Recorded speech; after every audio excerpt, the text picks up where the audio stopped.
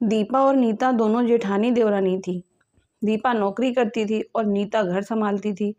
भरा पूरा परिवार था। सास ससुर दोनों के 2 बच्चे, कुल 10 लोगों का परिवार था। कई सालों बाद दोनों की बुआ सास कुछ दिन अपने भाई के पास रहने आई। सुबह उठते ही बुआ जी ने देखा दीपा जल्दी जल्दी अपने काम निपटा रही थी। नीता ने सबका नाश्ता टिफिन बनाया, जिसे दीपा ने सबको परोसा, टिफिन पैक किया और चली गई ऑफिस। नीता ने फिर दोपहर का खाना बनाया और बैठ गई थोड़ा सास और बुआ सास के पास। बुआ सास से रहा नहीं गया। वो बोली, छोटी बहू तेरी जेठानी तो अच्छा हुक्म चलाती है तुझ पर। सुबह से देख रही हूँ रसोई घर में तू लगी है और वो महारानी दिखावा करने के लिए सबको नाश्ता परोस रही थी जैसे उसी ने बनाया हो। नीता और सास ने एक दूसरे को देखा। नीता बोली, नहीं ऐसी कोई बात नहीं है बुआ जी। बुआ जी बोली, तू भोली है पर मैं सब समझती हूँ। नीता से अब रहा नहीं गया और वो बोली, बुआ जी आपको दीपा दीदी का बाकी सबको नाश्ता परोसना दिखा, शायद ये नहीं दिखा कि उन्होंने मुझे भी सबके साथ नाश्ता करवाया, मुझे डांट कर पहले चाय पिलाई, नहीं तो सबको खिलाकर और टिफिन पैक करने में मेरा नाश्ता तो ठंडा हो चुका होता या मैं खाती ही नहीं। दीदी सुबह उठकर मंदिर की सफाई करके फूल सजा कर रखती हैं, तो मम्मी जी का पूजा करने में अच्छा मन लगता है। मैं तो नहाकर आते ही रसोई में घुस जाती हूँ। शाम को आते हुए दीदी सब्जियां भी लेकर आती हैं, क्योंकि आपके भतीजे तो रात में लेट हो जाते हैं, तब ताज़ी सब्जियां नहीं मिलती।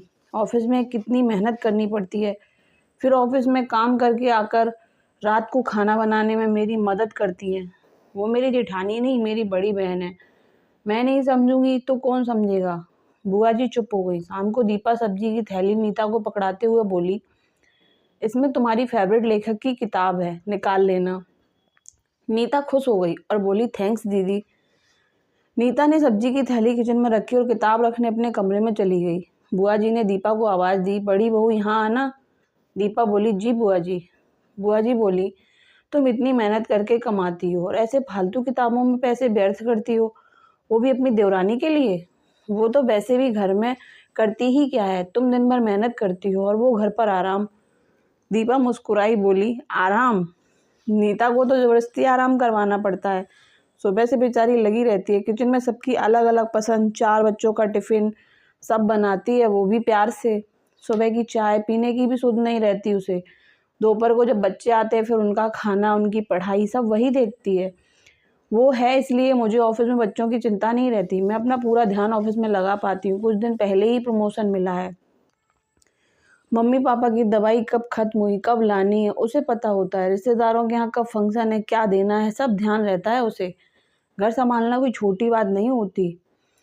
मेहमानों के आवभगत बिना किसी शिकायत के करती है। उसे बस पढ़ने का शौक है। फिर मैं अपनी छोटी बहन की छोटी सी इच्छा पूरी नहीं करूँगी तो कौन करेगा।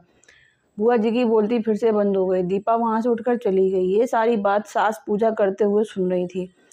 बुआ जी के पास आकर बोली, जीजी ये दोनों देवरानी जेठानी सगी बहन जैसी हैं और एक दूसरे का अधूरापन पूरा करती हैं। मेरे घर की मजबूत नींव हैं ये दोनों, जिसे हिलाना नामुमकिन है। ऐसी बातें तो कई लोगों ने दोनों को पढ़ाना चाहिए, पर मजाल है दोनों के सामने वाले की बोलती बंद ना की हो। और सास मुस्कुरा दी। बुआ जी की बोलती है पूरी तरह बंद है। घर को स्वर्ग बनाने के लिए आवश्यक है आपस में प्रेम, स्नेह, आत्मीयता, एक दूसरे को समझने की भावना, कर्तव्यपरायणता। ये सब आत्म गुणों से घर का गुलदस्ता सजा रहेगा तो दुनिया की कोई ताकत नहीं जो हमारे घर को नर्क बना दे। तो दोस्तों ये कहानी यहीं पर ख़त्म होती है। अगर आपको ये कहानी पसंद आई हो तो मेरे चैनल को सब्सक्राइब करें और वीडियो को लाइक करना ना भूलें।